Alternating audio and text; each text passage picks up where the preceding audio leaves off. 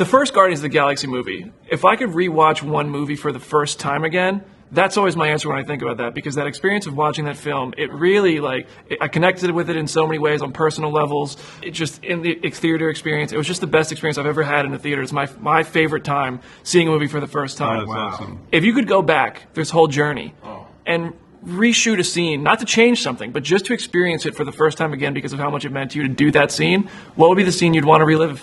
I would want to reshoot the scene with you in the first movie when we shot Outer Space. When we shot Outer Space, we had to shoot in a water tank where people were floating, and he was really sick one day, and he had to go underwater. I thought he was going to die, and that was probably my favorite scene to shoot. No, I was so sick. It was the last day. Oh, it was the worst. You want to know what though? This speaks to my mentality at the time. I was like, I'm so glad this is the last day, because if I die, at least this movie will be done and people will see it. That's good. You know, I was like, if it was early on, you'd recast me. Right. I was like so worried about getting fired that I was like, oh, I'll die. Yeah. But that's fine. They still can't fire me because I'm sure they'd cut the movie together. It'd probably be a big hit. Yeah. I know. Why did I live? Made you sicker somehow. For me, there's a moment, and I can't get too, but there's a moment in Volume 3. Sometimes I do Groot's motion capture, and Sean is doing Rocket's motion capture. And it's really, truly one of the high points of my entire life. We were working together, but it's play. And Sean and I have been making movies together since, I was 11 years old and he was 5. And I was so present to it, so aware of, I'm making this gigantic movie, and really it's just like playing with Fisher-Price characters in our parents' basement when we were little. That's unbelievable. And yeah, I mean, you guys played with them perfectly, man. This trilogy ends so brilliantly. I'm not going to say more than that. Nobody's seen it yet. But, man, you guys landed the ship so well. Thank you. James, I find it interesting that a major story point in this third film is obviously Gamora coming back, a different Gamora. Yeah. And I know when you started the trilogy, I imagine you had a pretty good map. I'm sure it was changing a little bit. It was kind of fluid along the way. But you must have had some idea of where this was going all along. And then Avengers movies come along, and they kill one of your major characters, which prompts a storyline in this film. Was that something you knew at the beginning of 2014 and 2013? And when did you kind of realize, okay, well, here's a story I might have to adapt and pivot a bit? So things always change, and you never know. But Gamora almost died in Volume 2. I knew from the beginning Zoe only wanted to play the character for so many years, and she's been very honest saying that this is, she's done. And so I was going to have her die. I thought she was the one who was going to sacrifice herself, and Quill was going to learn about himself as opposed to Yondu in the second movie. And I thought different of it. I was kind of talked out of it by Kevin and Lou, and it just didn't work that well. It didn't feel right. It felt much more right to go where we go in that movie. That seemed what was correct for the story.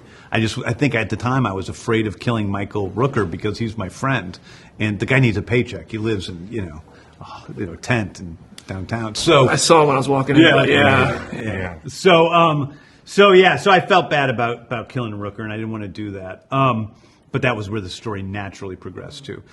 So a lot of the things that I was planning on dealing with, I dealt with through what the Russos did, in which they called me up and said, we're thinking about this.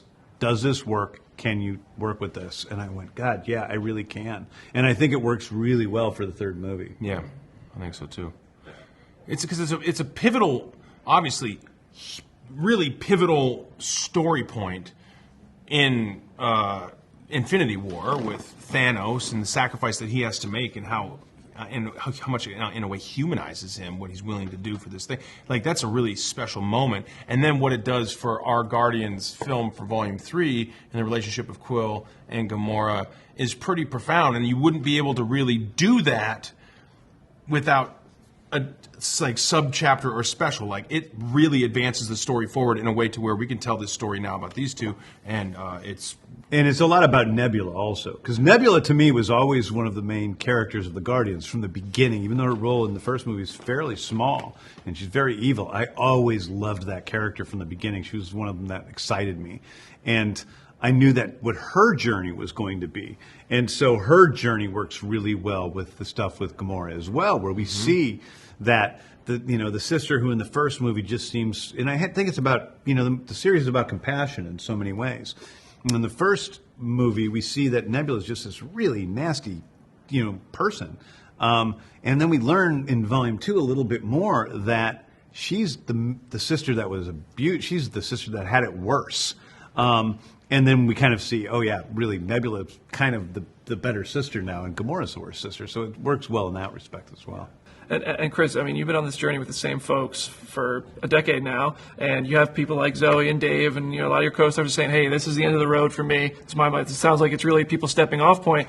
If you're to come back, I mean, obviously nobody knows what the future is yet. I don't know if you do, but what do you think about coming back and doing this? But you're surrounded by different people. Is that like a daunting thing? Is that a fun idea? Is it? Oh yeah, that's so daunting. Yeah, that's the reason to not do it. I think, it would have. It would be. It's so elegant and perfect right now with the 3 films. It's incredible, and so to think of moving forward, it's really hard. And without James, I don't know. I don't know how that would work. And I'm open to it. But man, it would. I don't know. I want the Guardians to continue myself. That doesn't necessarily mean with Chris or with anybody, but I would like to see the Guardians continue in another iteration. So I really do. I would like to see that as a viewer, and it's, I think it's cool that we started this thing, and I'd like to see it keep going. I don't feel like proprietary about that. Yeah. Okay. My last question for you guys before we do a little trivia, James. In I think 2014, you revealed to Russ Burlingame from Comic Book, there's an Easter egg that nobody's found from the first movie, and you're going to share it when you're done.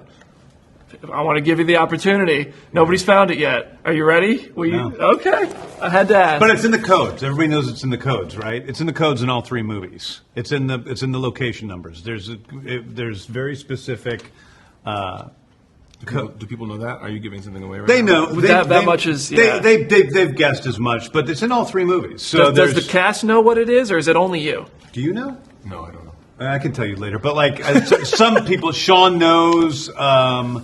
I don't know if any of the rest of the cast know, but not a couple. Stevie Blackheart knows who's in the movie, but not too many people know. Okay, interesting. I'm gonna have to hit up all those people. Find out. Yeah, let me know. Thanks.